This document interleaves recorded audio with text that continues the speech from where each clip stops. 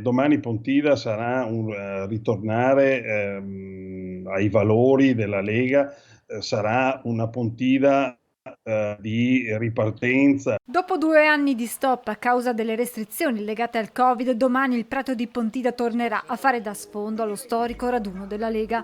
Un appuntamento a ridosso del voto del 25 settembre che per molti potrebbe essere il termometro che misurerà lo stato di salute del partito di Salvini. Siamo sotto attacco nel senso che tutti ce l'hanno con la Lega. Che sarà un'edizione diversa rispetto all'ultima del 2019 lo dicono anche i numeri della vigilia. Se allora dal Veneto furono un centinaio i pullman in viaggio verso il piccolo comune della Bergamasca, quest'anno se ne contano circa la metà.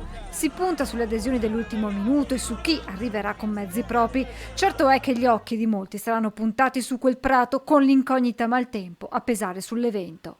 Il meteo ci darà qualche problema, ma secondo me il prato sarà pieno. La risposta dei militanti e dei nostri elettori sarà importante.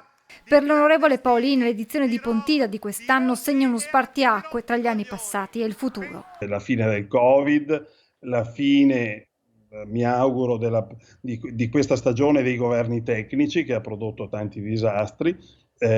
Serve un governo politico che affronti i problemi, che prenda delle decisioni e se ne assuma le responsabilità. Un nuovo governo che dovrà affrontare importanti sfide, una su tutte quella del caro energia, alla quale ieri il governo Draghi ha dato una nuova risposta nel decreto aiuti ter, per Paolini però insufficiente. Bisogna intervenire, a mio avviso, il governo dovrà farlo, probabilmente ancora questo governo prima dell'insediamento del nuovo governo dovrà intervenire perché la situazione è drammatica, cioè i costi faranno chiudere le aziende e metteranno sul lastrico le famiglie.